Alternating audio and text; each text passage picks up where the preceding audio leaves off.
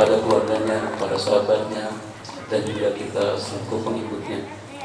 Bapak-bapak dan ibu-ibu sekalian yang dihormati dan dirahmati oleh Allah Subhanahu wa Ta'ala, malam ini adalah pengajian bulanan RT 07 yang pertama kali. Untuk itu saya meminta kepada Habib Amri untuk menjadi pemberi materi pada hari ini. Insya Allah dia bersedia dan itu akan berlangsung terus sampai nanti per sebulan sekali.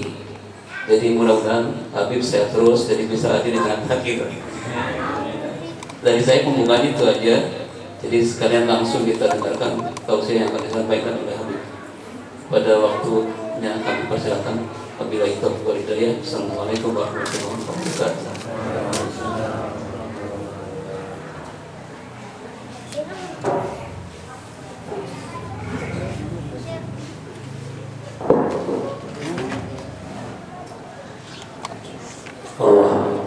Assalamualaikum warahmatullahi wabarakatuh.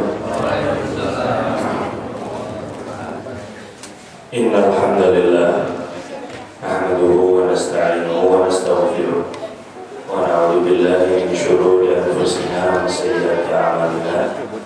Man yahdihillahu fala mudilla lahu wa man yudlilhu fala hadiya lahu.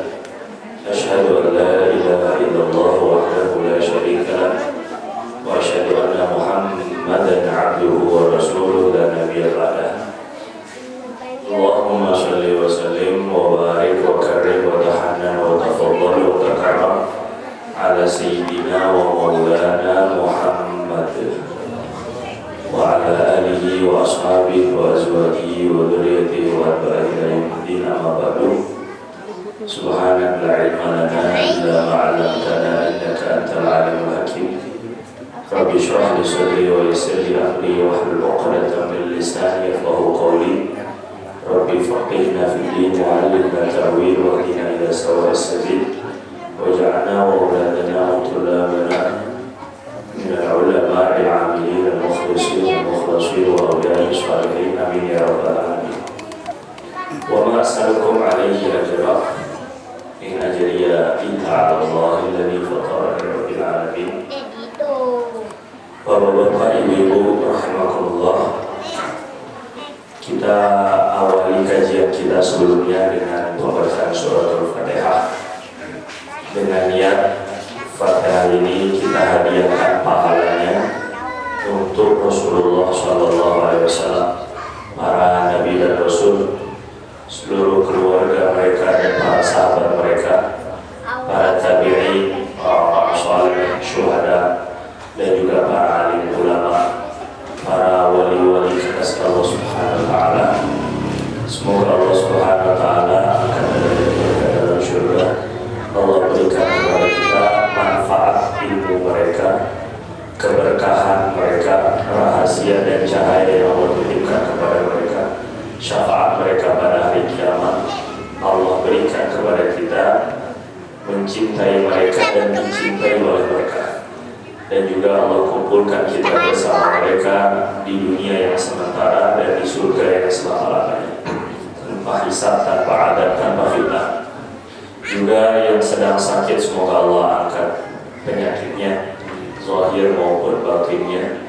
Yang sudah wafat, khususnya kepada kedua orang tua kita, kakek nenek kita, guru-guru kita, keluarga kita, orang yang kita cintai, dan kaum muslimin, tetangga-tetangga kita. Semoga Allah lapangkan kuburnya, Allah jadikan kuburnya taman di antara taman surga, serta Allah Subhanahu wa Ta'ala tempatkan di dalam surga Allah tanpa hisab, tanpa adab, tanpa fitnah. Yang sedang memiliki masalah, problem, semoga Allah selesaikan semua masalahnya, Allah berikan solusi dari semua masalahnya. Yang punya hutang, piutang, Allah bantu donasi segera untuk bebaskan daripada segala hutang. Allah berikan kepada kita, orang tua kita, guru-guru kita, orang yang kita cintai dan kaum muslimin, iman yang kokoh, yang kuat hingga wafat dalam keadaan husnul khotimah, rezeki yang lapang, yang barokah, manfaat, ilmu yang manfaat dunia akhirat, keluarga sakinah mawaddah rahmah, keturunan saleh-salehah, sehat walafiat, umur yang penuh barokah dan kebaikan, serta semua niat yang kita niatkan, doa yang kita panjatkan, ala hadhihi niyat wa ala kulli niyatin salihah wa ala ma nawaina wa ala ma nawa masyayikhuna wa waliduna wa aslafuna salihun wa man awsana bid du'a ila hadratin nabi sallallahu alaihi wasallam bi alfi al-fatihah. A'udzu billahi minasy syaithanir rajim. Bismillahirrahmanirrahim. Alhamdulillahi rabbil alamin, arrahmanir rahim, maliki yaumiddin. Iyyaka na'budu wa iyyaka nasta'in. Ihdinas siratal mustaqim. Siratal ladzina an'amta 'alaihim ghairil maghdubi 'alaihim waladdallin. Rabbighfir lana wa liwalidina wa lil mu'minina. Sekali lagi khususnya Fatihah untuk almarhum Ustaz Nurul Hamdi. Semoga Allah Subhanahu wa taala berikan manfaat, berikan pahala besar kepada beliau, dan Allah makmurkan musholla Al-Kautsar ini sebagaimana yang diniatkan oleh beliau sampai hari kiamat. Allah makmurkan.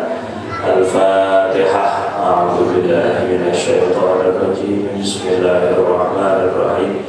Alhamdulillahi rabbil alamin, arrahmanir rahim, maliki yaumiddin. Iyyaka na'budu wa iyyaka nasta'in. Ihdinas siratal mustaqim. Siratal ladzina an'amta 'alaihim ghairil maghdubi 'alaihim waladdallin. Rabbighfir lana wa liwalidina wa lil mu'minina. Alhamdulillah, syukur kehadirat Allah. Bapak-bapak, ibu-ibu, adik-adik ini semuanya dipilih oleh Allah Subhanahu wa taala untuk bergabung bersama di dalam rumahnya Allah. Sekarang bapak-bapak kita, kebanyakan dari kita bapak-bapak, ibu-ibu, kita tidak pernah dapat undangan khusus dari presiden masuk ke dalam istana presiden, kalah sama rusa di Bogor. Mereka kelawan keliling di taman-taman istana Bogor. Nah, kita nggak pernah dapat undangan secara khusus untuk masuk ke dalam istana presiden.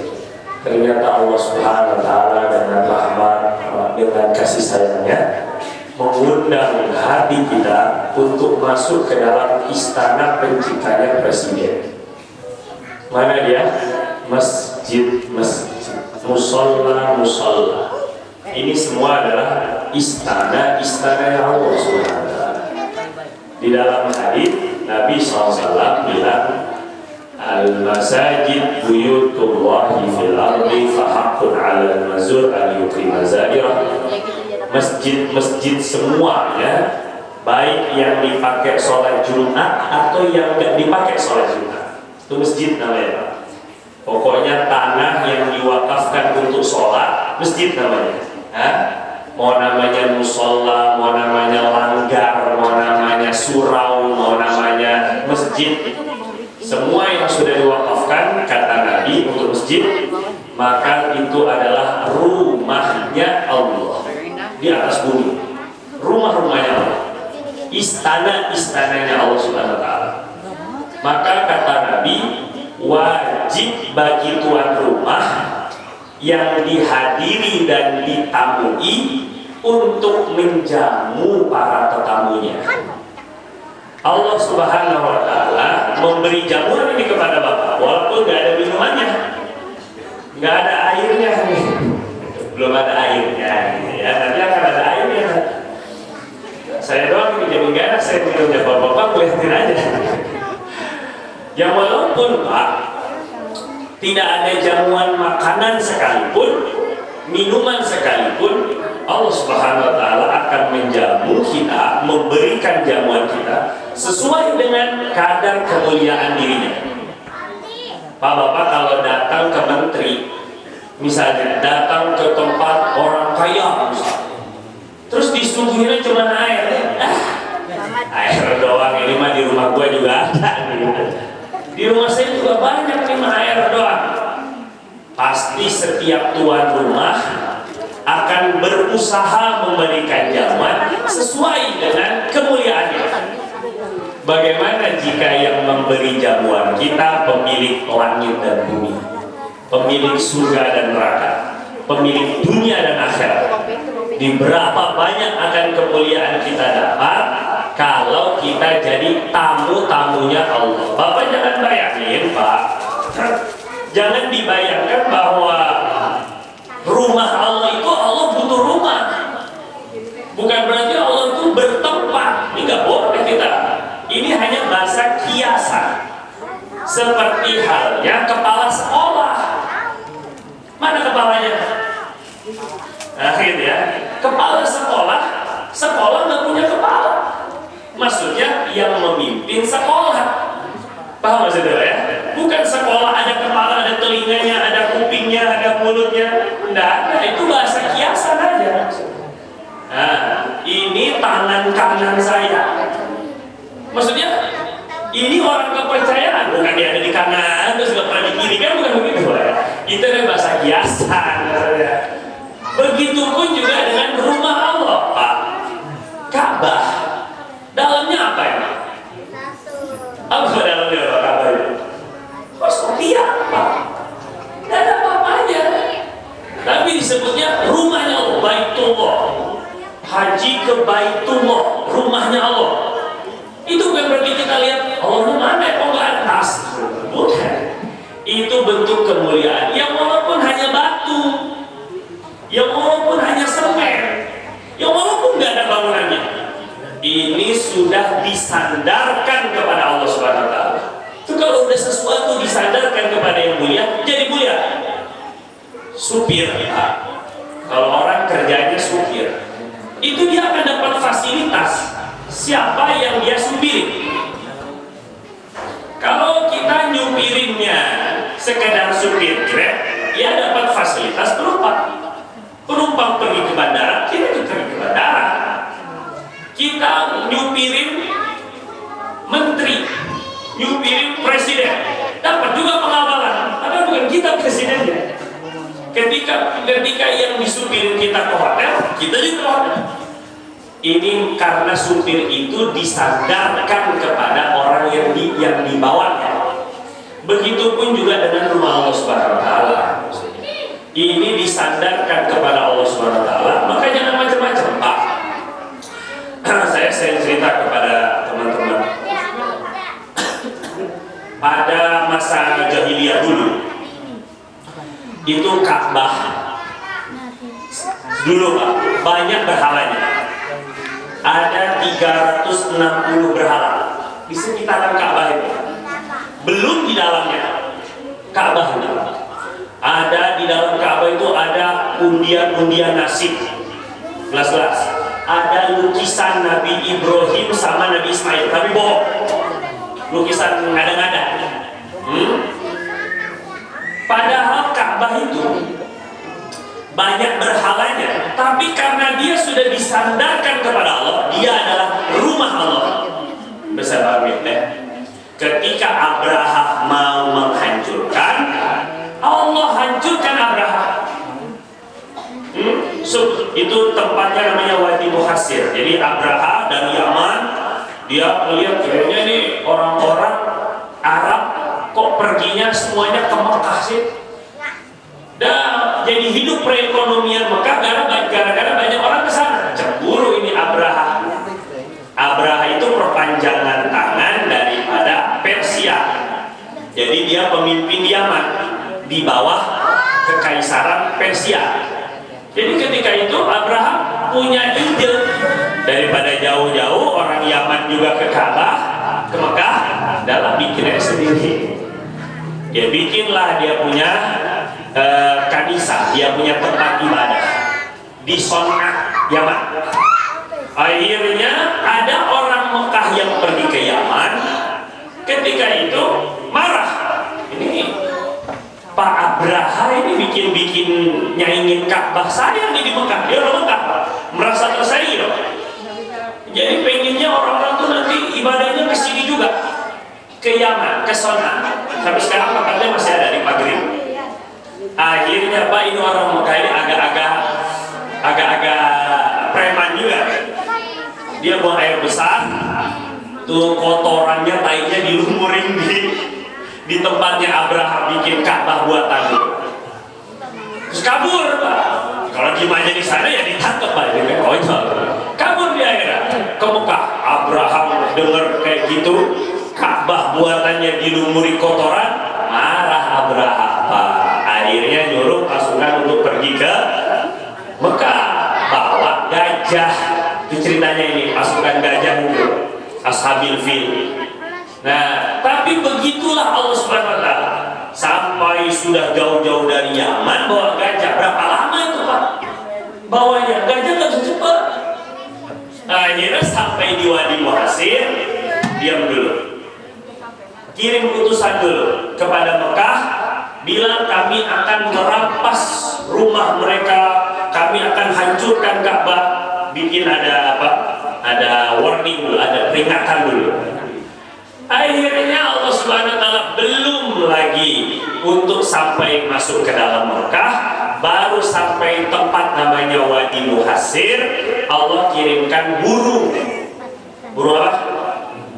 Burung apa Pak? Hah? Ababil itu bukan nama burung. Ababil itu artinya berkelompok-kelompok, itu jamak dari abul. Abul jamaknya dalam bahasa Arab ya, artinya berkelompok.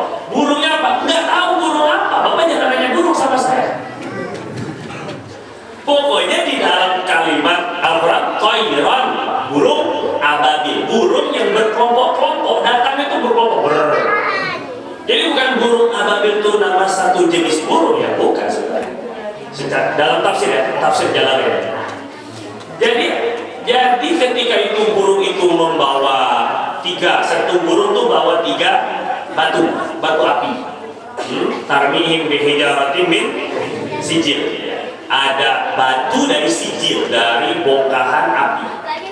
1 pakai paruh, 2 pakai ceker. Burung apa yang bisa bawa batu bara gitu? Burung apa? Ya nggak usah dipikir, nggak dikasih tahu juga sama Allah. Bapak nggak usah pikir burung apa ya, nggak ada burung. Makanya ini burung khusus saya bilang gitu ya.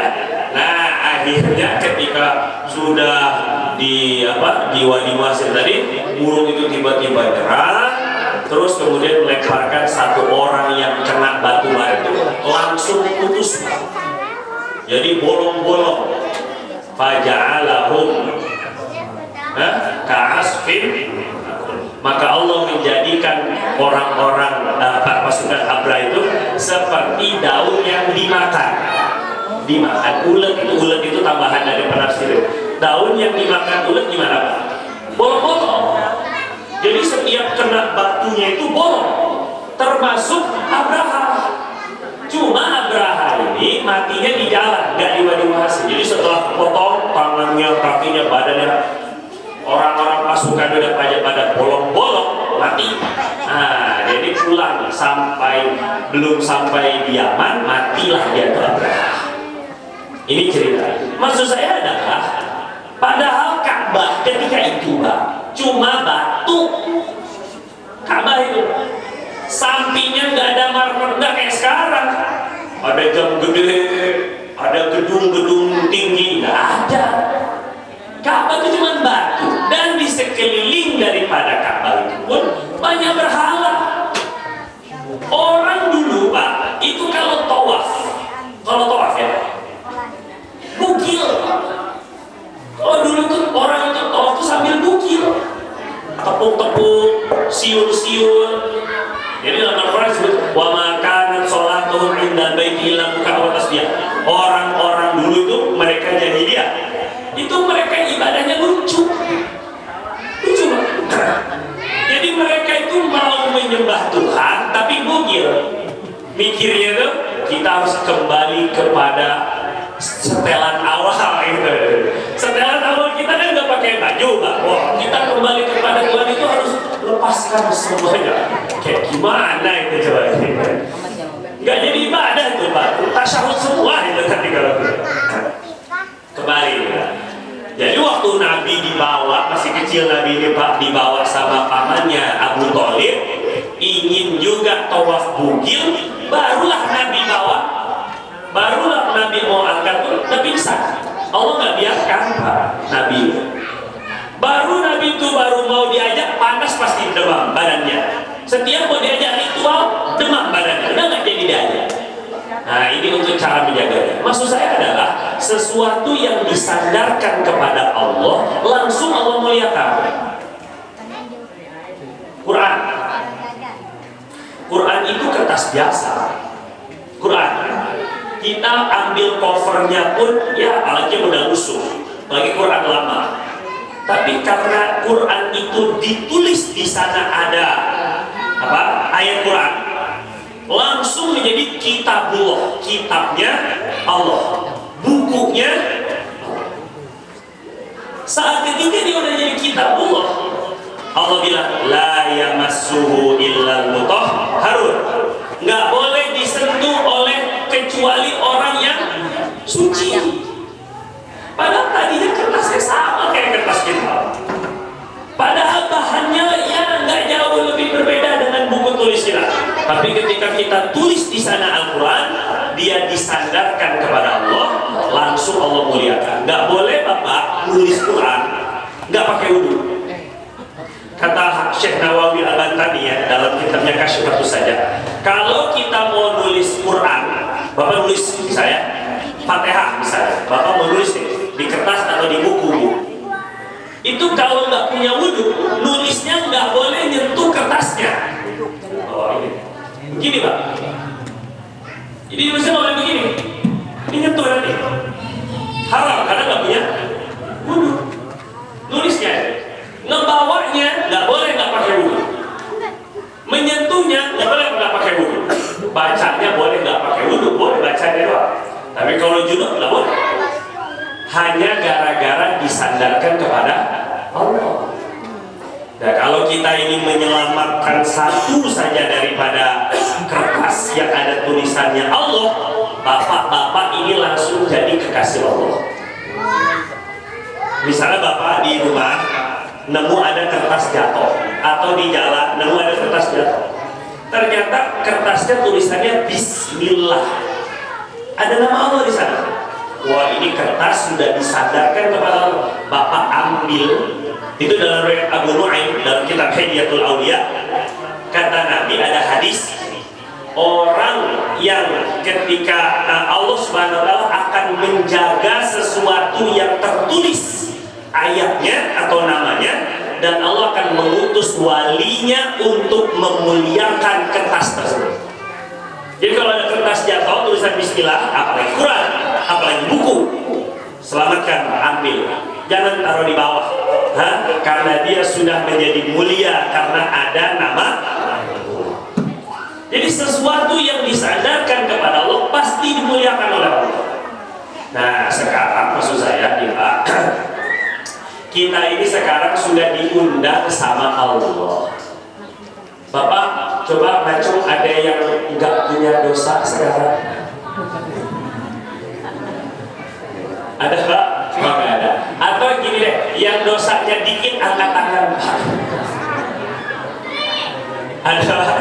Oh nggak ada. Berarti ngaku ya? Apalagi saya Pak? Saya juga nggak berani kan? Berarti kita ngaku bahwa kita banyak. Waduh, dari sejak mimpi basah balik sampai sekarang udah puluhan tahun hidup nggak tahu dosa matanya ada berapa kali, lidahnya ada banyak, hati dosa hatinya, mungkin dosa kemaluannya, mungkin dosa tangan kakinya. Tapi ternyata Allah Subhanahu wa taala nggak lihat masa lalu Bapak. Allah nggak lihat masa lalu teteh-teteh di sana. Allah nggak lihat masa lalu ibu-ibu. Dosa apapun yang kita sudah lakukan, ternyata Allah masih mengundang ke rumahnya bersama para malaikat yang suci. Sekarang kita sedang bersama para malaikat yang nggak pernah berbuat dosa. Kan ajib ini Pak. Ini luar biasa ini Allah SWT. Makanya harus syukur ke Allah. Bapak itu kalau bisa ke masjid, ini adik-adik ini bisa ke masjid, syukur alhamdulillah. Ya ditambah. nikmatnya. Jadi kalau nggak syakartum lazidannakum itu betul. Bapak jangan syukur kalau dapat duit doang. Bapak bukan syukur kalau dikasih hadiah motor, piring, mobil doang. Tapi kita harus lebih syukur kalau dikasih nikmat agama. Alhamdulillah. Nah, biar nanti bisa terus, alhamdulillah ya Allah, bisa sholat di masjid. Karena orang bisa sholat di masjid, apalagi bisa ngaji, bisa zikir. Allahu Akbar. Ini lidah udah berapa kali dipakai ghibah, ngomongin orang yang jelek. Ini lidah udah berapa kali dipakai buat bohong. Ini lidah udah dipakai berapa banyak untuk mencaci maki. Dosa lidah udah banyak. Tapi Allah SWT mau mengalirkan di atas lidah kita yang kotor, mengalirkan namanya yang suci. La ilaha illallah. Bisa nyebut Allah itu udah luar biasa. Ada hadis riwayat Baihaqi. Orang-orang ini kata Nabi itu la taqumus saah, tidak akan terjadi hari kiamat. Hari kiamat itu nggak bakal terjadi. Hatta la yabqa ala wajhil ardi man yaqulu Allah Allah. Sampai di dunia ini nggak ada lagi yang mengucap Allah Allah. Allah doang, apalagi la ilaha illallah, apalagi astagfirullah, apalagi baca Quran, apalagi ngaji. Kalau ada yang masih bisa mengucap Allah, kiamat gak terjadi. Percaya nggak Pak? Nah, percaya. Kalau nggak percaya saya pulang. Nggak percaya. Kalau saya pulang. Jadi Pak, yang membuat dunia ini masih awet itu bukan gedung-gedung pencakar langit. Langitnya cakar-cakar.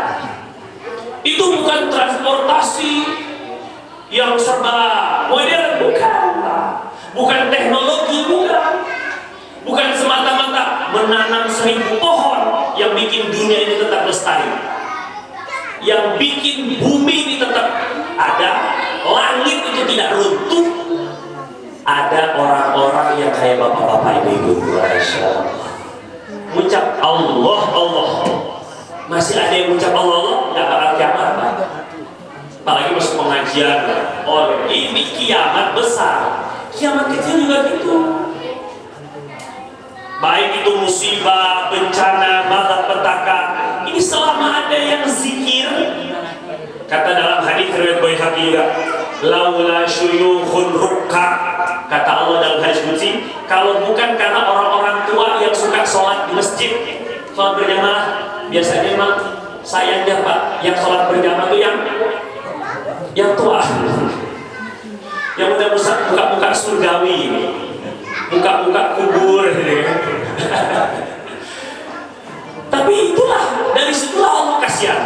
Kalau bukan karena orang-orang tua yang senang ruku, sholat jamaah, wa atfalun ruddah, kalau bukan karena anak-anak kecil yang masih menyusui, walaula bahaim rutta, kalau bukan karena hewan-hewan yang masih makan, la sabaqtu alaihimul adab sabba, aku kata Allah akan timpakan azab kepada mereka karena maksiat, kekufuran, apa segala macam di mana-mana. Allah Subhanahu wa taala masih memandang ini yang masih soleh-soleh. Jadi kiamat kecil, kiamat gede gak bakal terjadi kalau masih agama dihidupkan. Itu maksudnya. Yang walaupun menghidupkan agamanya hanya dengan ucapan Allah, apalagi sholat, apalagi ada. Wah, ini kampung kalau udah tidak ada yang sholat berjamaah, 3 orang ya.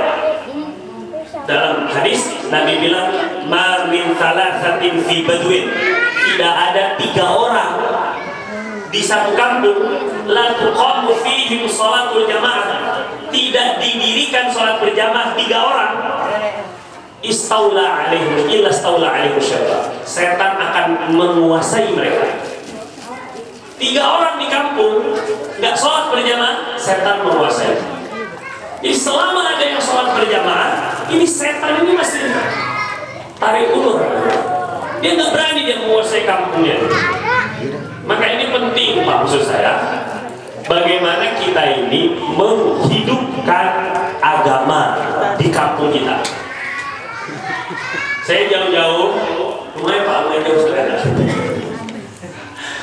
Hampir setengah jam. Lebih ya, setengah jam ya? Lebih, karena tambah macetnya. Kalau naik mobil bisa 45 menit tadi Pak. Tadi kalau misalnya saya mau naik mobil, waduh 45 menit ini lama banget. Habis di jalan, umur habis di jalan misalnya. Pakai motor.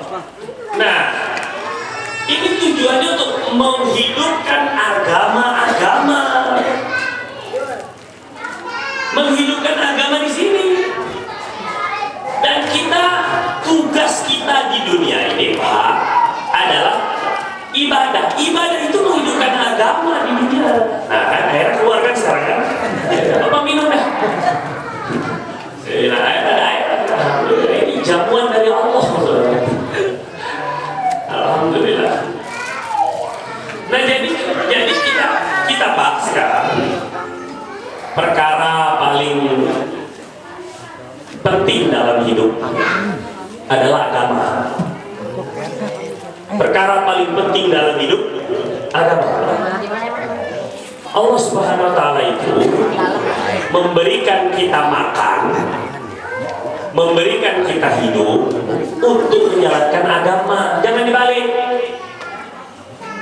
Bukan hidup untuk makan. Bukan hidup untuk kawin. Jadi itu bukan tujuan, bukan hidup untuk kekayaan, bukan Pak. Allah kasih kekayaannya, makanannya, pasangannya, itu semuanya untuk menghidupkan agama.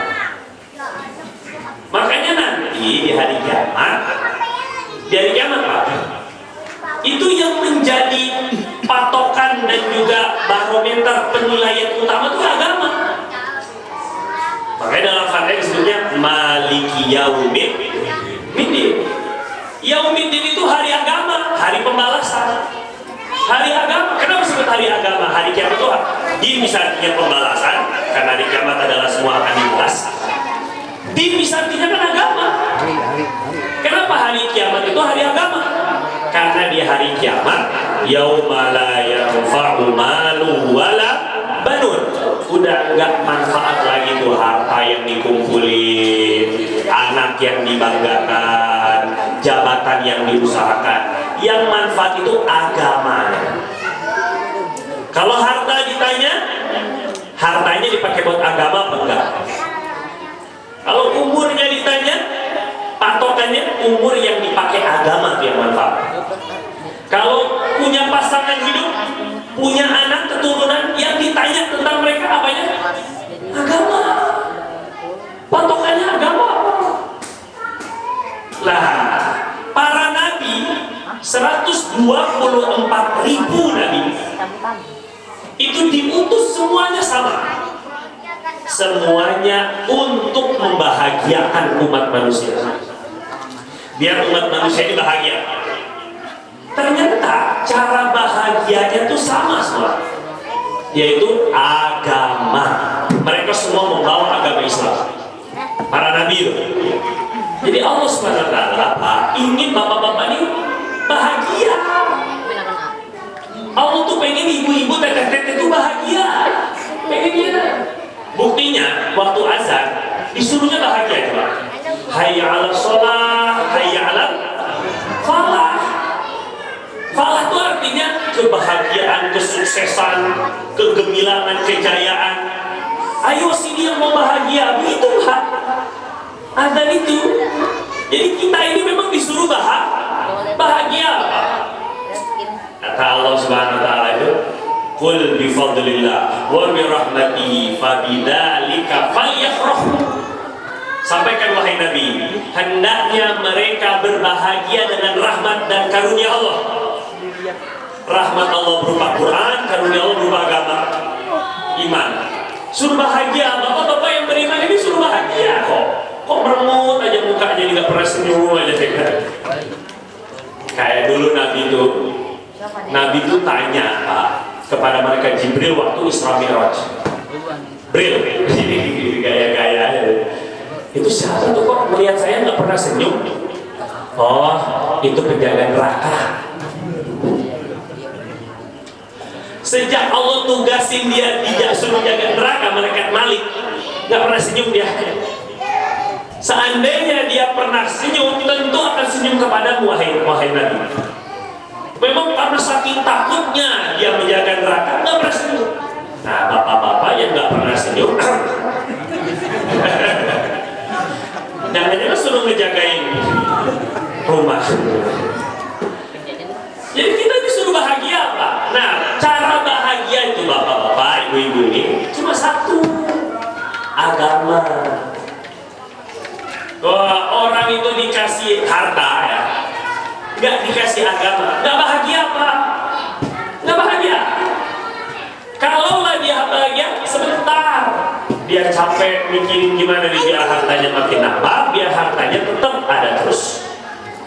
Sudah capek-capek mati, tambah nggak bahagia. Dan capek-capek ngumpulin istri anaknya, istri kawin orang lagi, manfaatin harta yang selama ini kumpulin lagi. Bahagia nggak? Di akhirat apalagi nggak ada bahagianya kalau nggak bisa agama. Miskin itu bisa bahagia kalau ada agama. Para nabi miskin banyak ya.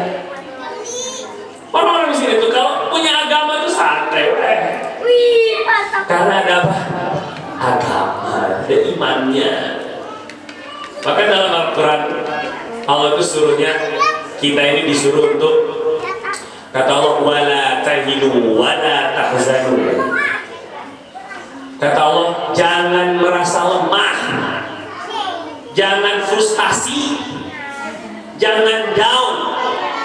Orang sekarang bilang jangan galau, jangan sedih. Kata Allah, la tahinu wa la tahzanu wa antumul a'laun. Kalian itu istimewa, kalian itu unggul, kalian itu para pemenang. In kuntum mu'minin, kalau kalian punya iman. Kata Allah, orang itu kalau punya iman, sehat, sakit, kaya, miskin, hitam, putih, gendut, kurus, ya senang terus aja. Karena dia punya iman. Ngasih Allah orang itu. Jadi dia punya iman. Nah, maaf ya, negara-negara maju, Jepang, Korea, kata kita mau maju kan, nggak tahu majunya kemana. Karena mereka nggak punya agama, itu tingkat bunuh dirinya, waduh, tinggi sekali. Padahal negara maju itu, Amerika, tingkat kriminalitasnya, Allah, tinggi sekali. Padahal negara super power itu. Kenapa kok bisa begitu? Karena nggak punya agama, Pak. Gagal putus cinta dikit, kayaknya saya udah nggak bisa hidup lagi.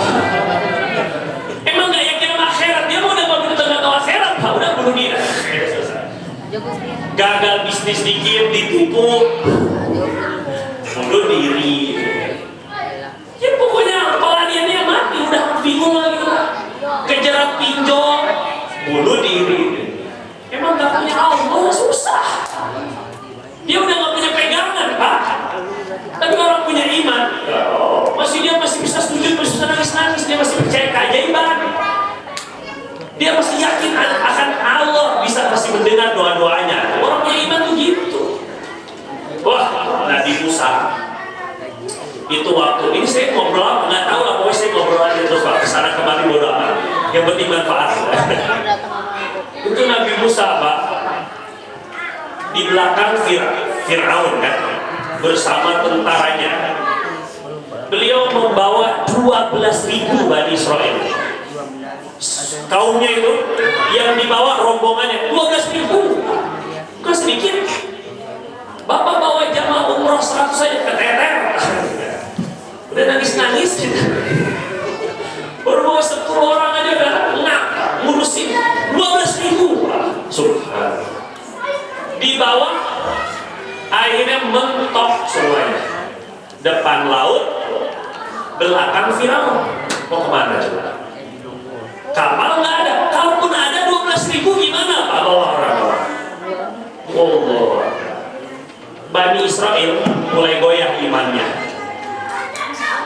Ya Musa, innal mudrakun, kita pasti ketangkep ini. Kata orang-orang Bani Israel mulai lemah. Musa, gimana sih? Kita pasti ketangkep ini kalau gini ceritanya ini. Ini gara-gara kita ikut kabur ini sama kamu. Oh aduh, Bani Israel itu kurang asal memang Pak. Sama nabinya kurang aja. Tapi apa kata Nabi? Ini orang punya iman itu gitu. Mentok sana sini kata Nabi Musa, kalla inna ma'iya rabbi sayahdi. Oh, nggak bakal, kita nggak bakal ketangkap. Sesungguhnya Tuhanku pasti akan menunjukkan jalan keluar. Coba ini iman tuh gitu. Bukan mikir gimana jalan keluarnya, nggak pakai mikir Pak. Karena yang bikin jalan keluar itu Allah. Ya ja'alakum makhraja. Allah yang bisa kasih jalan keluar. Bukan kita yang harus nyari. Nah, orang beriman itu bukan. Enggak, kalla inna ma'iya rabbi sayahdi. Bersama aku ada Tuhan. Innallaha ma'ana. Akhirnya apa yang Allah suruh? Allah suruh apa? Suruh apa? Pukul. Wadrib bi'asakal bahra. Pukul itu laut. Bapak masuk akal gak kalau saya suruh begitu? Misalnya gini Bapak bingung ya Allah, ini gimana ini? Misalnya ini hutang dari sana sini sudah nagih, beras habis. Ada ustaz, ada kiai bilang begini, Pak, jual rumahnya. Siap gak? Jadi ada perintah Allah, gak masuk akal Pak. Bu, Allah suruhnya itu gak masuk akal. Kalau dipikir-pikir, apalah hubungannya tongkat sama laut? Tapi karena ini perintah Allah, jalanin. Gak usah mikir. Gimana, nggak pakai gimana kalau apa Allah mah. Ini orang beriman namanya, dia yakin. Maka maka pas dipukul sama Nabi Musa terbelah. Terbelahnya bukan kayak di film, satu rak, bukan 12 Pak, 12.000 lewat satu jalan ya macet. Terbelahnya itu 12 jalan. Itu dalam tafsir Nawawi. Jadi ayat setiap kepala suku memimpin suku rombongannya. Bani Israel itu turunan dari 12 nabi, anak-anaknya Nabi Yakub yang 12 orang. Di antaranya keturunan Nabi Yusuf. Akhirnya lewat. Ini adalah orang beriman. Jadi orang beriman itu punya Allah, makanya nggak frustasi. Galau aja nggak mau keluar rumah, nggak mau bangun dari tempat tidur, nangis aja, kurung diri aja, nggak mau makan. Cemen. Itu nggak punya iman namanya. Nah, maksud saya nih, ulang lagi ya. Cara kita bahagia itu adalah dengan agama, iman dan amal soleh. Illal ladina amanu wa amilus. Jadi innal insana lafi khusr. Manusia itu semuanya galau. Manusia semuanya tuh rugi. Manusia semuanya tuh benar-benar sakit. Innal insana lafi khusr. Illal ladina amanu. Yang gak galau, yang gak frustasi, yang gak stres, itu cuma orang yang punya iman dan beramal soleh, yang beruntung itu. Jadi bapak-bapak, semua di antara kita ini, mau yang perempuan mau yang laki, pasti yang mencari bahagia kan? Gitu kan? Bapak kawin kan biar senang kan? Ternyata senang gitu loh, jangan bilang enggak, ntar dimarahin. Kita ini kan pengen punya rumah tuh biar bahagia, kerja tuh biar bahagia, yang itu biar bahagia, sekolah tuh biar bahagia. Jadi kita cari memang bahagia. Rabbana atina fid dunya hasanah wa fil akhirati hasanah wa qina. Jadi kita pengen bahagia semua, yang kecil, yang gede, yang tua, yang muda, yang laki, perempuan, semua pengen bahagia. Cuma setiap orang salah memilih cara bahagia. Banyak orang salah cara memilih bahagia. Cara bahagia itulah yang disuruh Allah, akhirnya dikirimlah para nabi biar orang nggak salah cara memilih bahagia. Itu Pak, diutuslah para nabi itu untuk membahagiakan. Kata Allah dalam Al-Quran, yuridullahu bikumul yusra wa la yuridu bikumul usra. Allah ingin kalian hidup mudah. Allah ingin hidup kalian enak. Allah nggak pengen kalian susah. Dalam Quran, maka utus lagi para nabi untuk membagi. Ternyata para nabi semuanya yang diajarin sama, yaitu iman, la ilaha illallah, sama semua. Jadi agama ini sumber kebahagiaan satu-satunya, nggak ada yang lain. Ada nggak nabi diutus untuk ngajarin ekonomi? Ada nggak saya tanya? Nggak ada. Yang ada mengatur ekonomi dengan agama syariat, ekonomi syariat. Ada.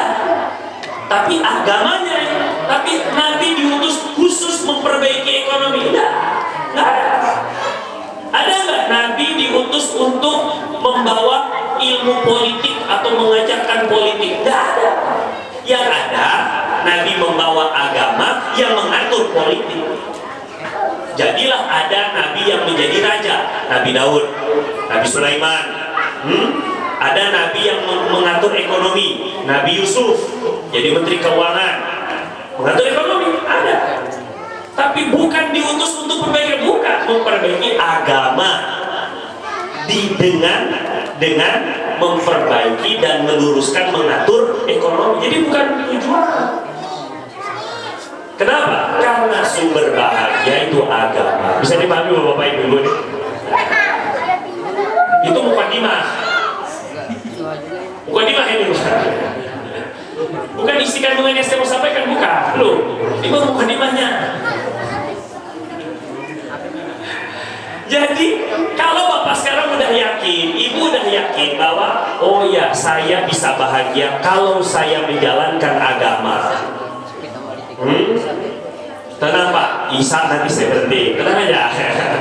Saya juga ada handphone. Oh, 2 menit lagi Isa. Saya tuh lihat tadi sebelumnya. Saya mah ada wasitnya. Jadi Pak, kalau sekarang Bapak Ibu udah paham bahwa agama ini adalah membahagiakan, lantas bagaimana agama ini bisa hidup di kampung kita, keluarga kita, dalam diri kita? Cara satu-satunya menghidupkan agama di dalam diri kita, keluarga dan kampung kita, satu-satunya adalah dengan ilmu. Gak bisa yang lain. Sekarang Bapak rajin sholat, bisa. Gak ada pengajian. Nah, contoh ya, gak ada yang ngajarin agama. Bapak mungkin rajin sholat, tapi berapa lama ada orang yang sholat? Kira-kira kalau kita udah punah, saya nggak hanya bilang Bapak, saya juga, kalau kita udah meninggal, ini kira-kira agama akan ada nggak di kampung ini? Begitu Pak. Kalaulah kita rajin ibadah, orang tua yang rajin ibadah, tapi dia nggak mengajarkan ilmu agama pada anaknya, mati agamanya, pasti mati, habis agamanya. Makanya dalam Al-Quran, ayat yang pertama turun itu apa? Iqra, Bismillahirrahmanirrahim. Ilmu, baca. Fa'lam annahu la ilaha illallah wastaghfir li dzambika wa li tabi'il mu'minin. Kata Allah, belajar la ilaha illallah itu ilmu, fa'lam, iqra, baca, ilmu Pak. Oleh karena itu inilah pengajian, maksud saya. Pentingnya ini pengajian kita, pengajian-pengajian yang diadakan di mana-mana. Itu bukan ritual semata-mata, bukan hanya yang penting ada, bukan. Ini kebutuhan. Dulu kayak tabligh akbar nih Pak, kalau saya sendiri kayak tabligh akbar ya. Kebutuhan. Jadi ngaji kita apa? Kebutuhan. Kalau kebutuhan, maka bapak-bapak, ibu-ibu harus memaksakan diri. Nggak bisa nunggu waktu luang. Ayo Pak ngaji. Bagi bapak-bapak, ibu-ibu yang memiliki waktu luang, adik-adik yang memiliki waktu luang, mari sama-sama kita hadiri pengajian di Musola Al-Kautsar. Ada nggak waktu luangnya? Nggak ada. Sekalinya punya waktu luang, sibuk scroll TikTok, sibuk sama Instagram, sibuk sama game, sibuk sama nonton, sibuk sama ngobrol. Pasti ada sibuk, minimal sibuk tidur.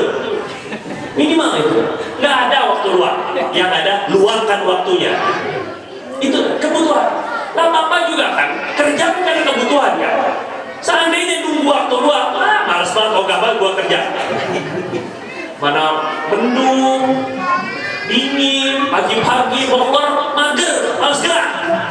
Kalau bukan karena kebutuhan, sekarang jadikan agama kebutuhan, bukan sampingan. Itu Pak ya. Karena sebab agama yang diajarkan di sekolah-sekolah sampingan Pak, bulok. Itu cuma buatan lokal aja. Nggak ada UN agama, coba cek, nggak ada.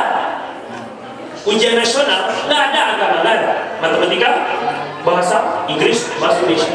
Kalau jurusan IPA, IPA, jurusan IPS, IPS. Mana ada? Kecuali jurusan agama. Tapi nggak ada. Padahal agama ini yang paling menentukan justru.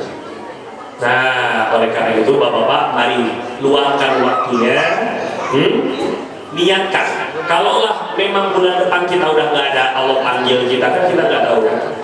Kita udah dapat pahala niat, insya Allah. Mungkin ini yang bisa saya sampaikan. Lebih kurang saya mohon maaf. Semoga kita terus bersama-sama di atas bahtera kapalnya Nabi Nuh. Kalau nggak masuk ke dalam kapal, tenggelam Pak. Mana kapal Nabi Nuh zaman sekarang? Masjid, musola, majelis taklim, pondok pesantren.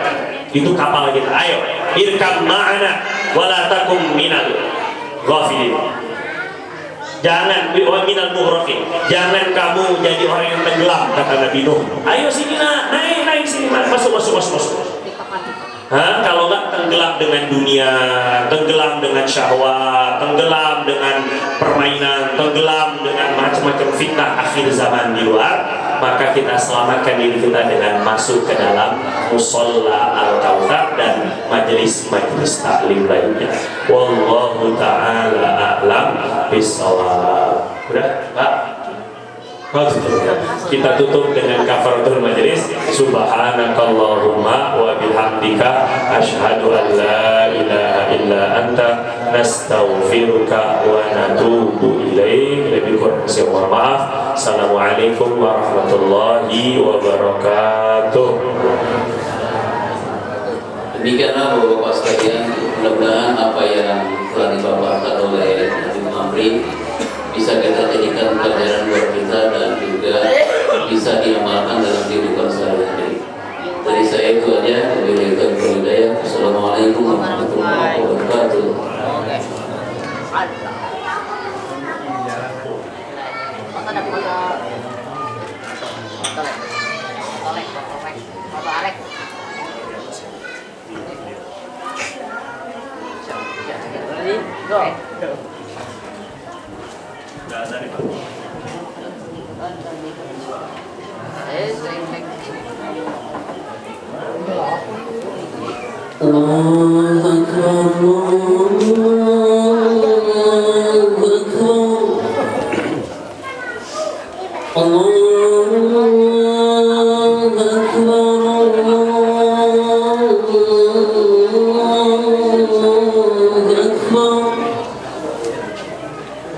أشهد أن لا إله إلا الله